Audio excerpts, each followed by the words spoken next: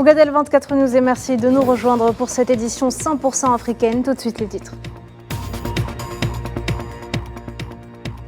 À la une, le chef de la diplomatie algérienne Ahmed Attaf s'entretient depuis Riyad avec son homologue saoudien, le prince Faisal Ben Farhan, en marge de sa participation aux travaux de la réunion spéciale du Forum économique mondial.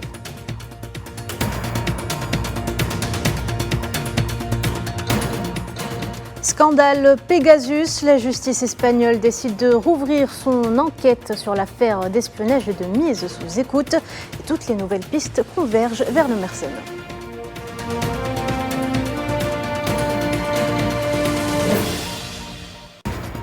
Le Soudan, victime de sa guerre, 40% de la population est confrontée à une grave insécurité alimentaire.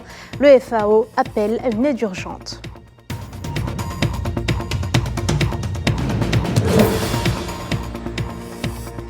Et enfin, commémoration du 30e anniversaire de l'instauration de la démocratie en Afrique du Sud.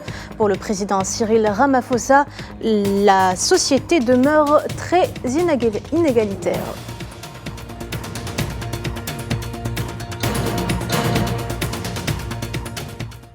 Bonsoir à toutes et à tous. Le chef de la diplomatie algérienne Ahmed Attaf s'est entretenu ce dimanche à Riyad avec son homologue saoudien, le prince Faisal Ben Farhan, en marge de sa participation aux travaux de la réunion spéciale du Forum économique mondial.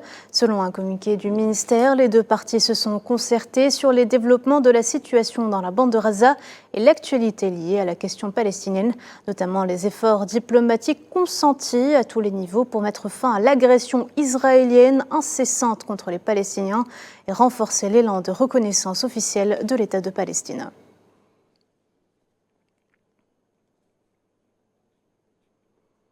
Diplomatie toujours, le Premier ministre algérien Nadir El-Arbaoui est arrivé ce dimanche à Nairobi, capitale du Kenya, en qualité de représentant du président Abdelmajid Tebboune pour prendre part au sommet pour la reconstitution des ressources de l'Association internationale de développement pour l'Afrique. Prévu pour lundi, ce sommet visera à discuter de la reconstitution des ressources de l'IDA 21 et à tracer des orientations stratégiques permettant de mobiliser les financements nécessaires à la réalisation des objectifs de développement durable en Afrique.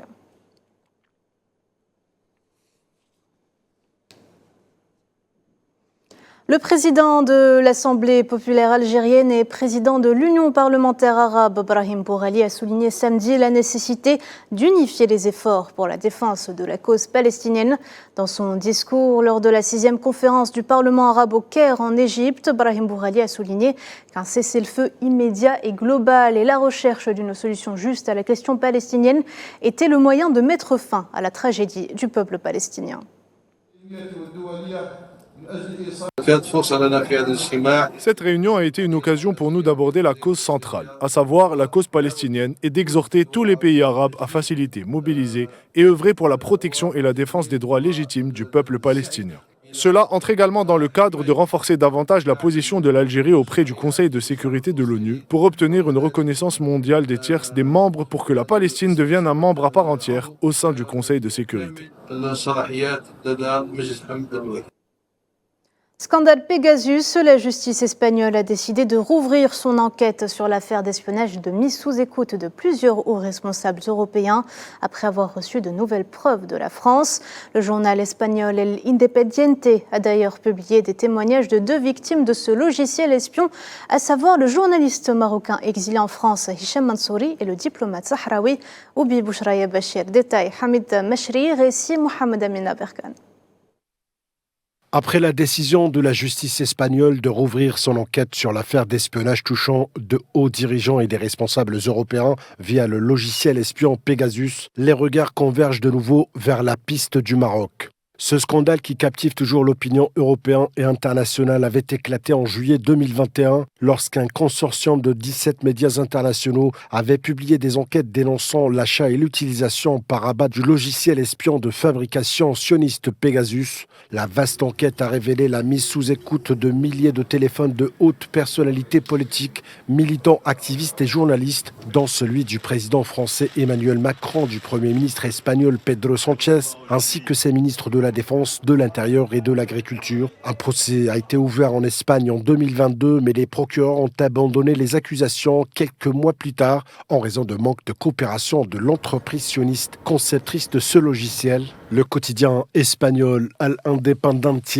a révélé qu'une seule adresse mail se trouvait sur la trace du virus Pegasus qui infectait les téléphones portables de dirigeants et ministres français et espagnols. Un logiciel utilisé aussi pour espionner des militants européens, des défenseurs de la cause sahraoui, ainsi que des journalistes et militants persécutés par le régime du Marzen. Al Independiente s'est entretenu avec 2 victimes dont les téléphones portables ont été infiltrés par ce même compte du logiciel Pegasus. Il s'agit du journaliste marocain exilé en France Hicham Mansouri et le diplomate sahraoui Oubi Bouchraya, dont les témoignages pointent directement vers une intrusion du Maroc. Ils ont formulé leur espoir d'apporter de nouvelles preuves à l'enquête espagnole. Le téléphone de Oubi Bouchraya, représentant du Front Polisario auprès de la Suisse, des Nations Unies et des organisations internationales à Genève, a été infiltré par Pegasus le 15 mars 2021, quelques mois seulement avant que les appareils des ministres espagnols de la Défense Robles et de l'Intérieur Marlaska ne soient espionnés. Le diplomate sahraoui a souhaité que cette nouvelle donne puisse constituer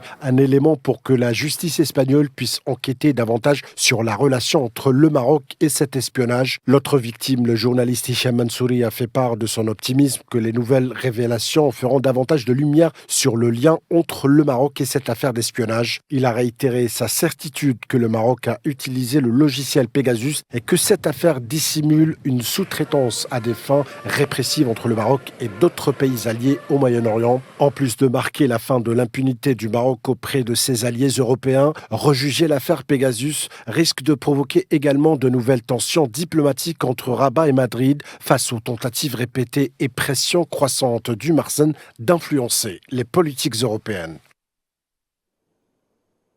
Guerre au Soudan, le Conseil de sécurité des Nations Unies a exprimé son inquiétude concernant les tensions croissantes et les opérations militaires autour d'El-Fasher, la capitale de l'État du Darfour du Nord, qui abrite des centaines de milliers de personnes ayant fui les violences. Les membres du Conseil ont appelé l'armée soudanaise et les forces de soutien rapide à mettre fin au renforcement des forces militaires autour d'El-Fasher et à prendre des mesures pour désamorcer la situation tout en respectant leurs obligations au titre du droit humanitaire international.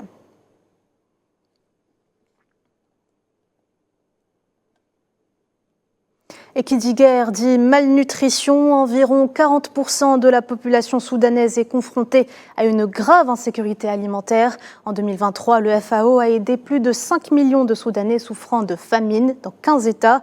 Et pour 2024, en revanche, l'organisation onusienne aura besoin d'environ 100 millions de dollars pour venir en aide à 10 millions de Soudanais sinistrés. Mohamed Walid Ben Chaban.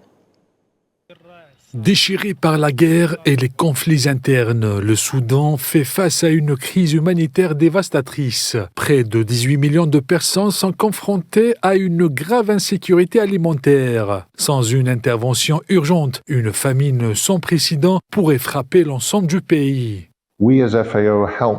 En tant que FAO, nous avons aidé plus de 5 millions de Soudanais souffrant d'insécurité alimentaire dans 15 États en 2023. Cela s'est fait en leur fournissant différents types de semences améliorées, tant pour l'été que pour l'hiver, qui soutiennent le bétail. La situation est alarmante, mais pas désespérée. Pour atteindre les millions de personnes sinistrées, le FAO estime qu'il aura besoin d'un financement supplémentaire. En termes de financement, pour pouvoir soutenir les quelques 10 millions de personnes que nous ciblons en 2024, nous, en tant que FAO, avons besoin de plus de 100 millions de dollars américains.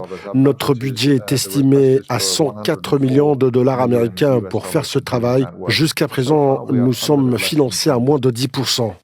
Cette crise humanitaire est le résultat de la guerre. La population déplacée vit dans des conditions précaires, exposée à la violence et aux maladies.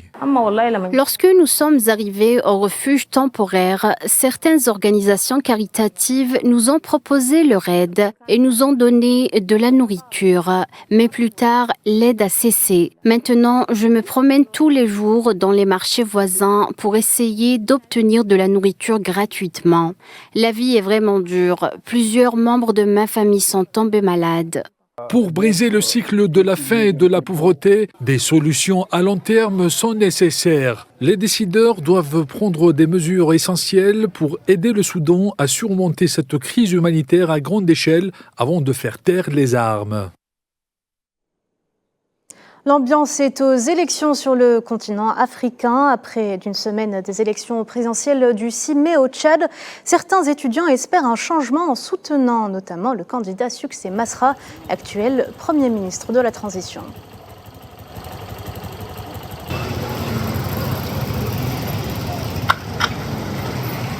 Oui, au départ j'étais dessus, mais après j'ai compris que la politique, c'est ça. Avant de prendre la tête du gouvernement, il faut absolument être dans la ministère pour voir et comprendre tout ce qui se passe. Donc, ça, c'est pas une grande chose. C'est pas étonnant, alors tout à fait normal. Ce sont les règles, donc c'est sa logique à lui-même. Il y a de cela 3 décennies. C'est les mêmes choses qui se répètent. Toujours des résultats corrompus. Et cela ne résout pas aux problèmes et aux attentes de la population tchadienne. C'est des mêmes choses. Et aujourd'hui, les gens ont peur, les gens sont opprimés en fait. C'est quoi? Je ne fais confiance à personne d'entre les deux, ni à Midi, ni à Masra Succès.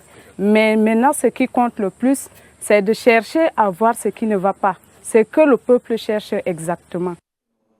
On en parlait tout à l'heure en titre, l'Afrique du Sud a marqué les 30 ans depuis la fin de l'apartheid et la naissance de sa démocratie par une cérémonie dans la capitale samedi, comprenant une salve de 21 coups de canon et le déploiement du drapeau multicolore du pays, l'occasion pour le président Cyril Ramaphosa de faire un discours à son peuple évoquant les améliorations apportées par l'ANC à un mois des élections générales pour renouveler le Parlement.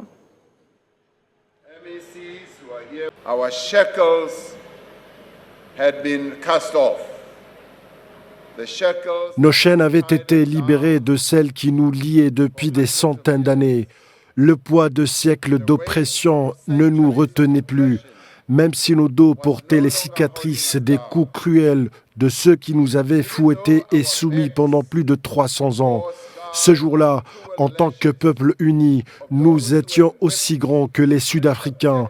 Aujourd'hui, 30 ans plus tard, nous nous réunissons en tant que peuple uni de toute race dans les mêmes bâtiments de l'Union qui symbolisaient autrefois notre douleur et notre oppression.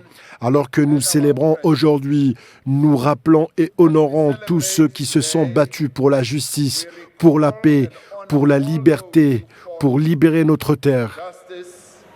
For peace, for freedom in our land. Dans le même contexte, le président sahraoui Brahim Ghali a adressé un message de félicitations à son homologue sud-africain à l'occasion de la célébration de la journée de la liberté, ajoutant que la lutte victorieuse et héroïque du peuple sud-africain a réussi à vaincre le joug de la répression et à faire de l'Afrique du Sud un État démocratique, dynamique et libre.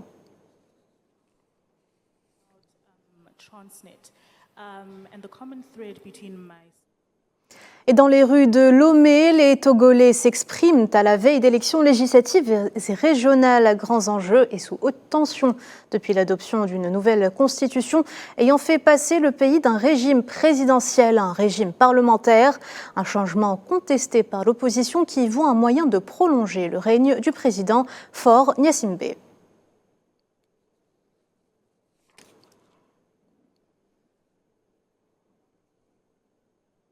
Au moins 19 enfants ont été tués jusqu'à présent par une épidémie présumée de rougeole dans l'État nigérian d'Adamawa, alors que plus de 200 enfants sont soupçonnés d'avoir été touchés par l'épidémie dans la zone gouvernementale de Mobi Nord.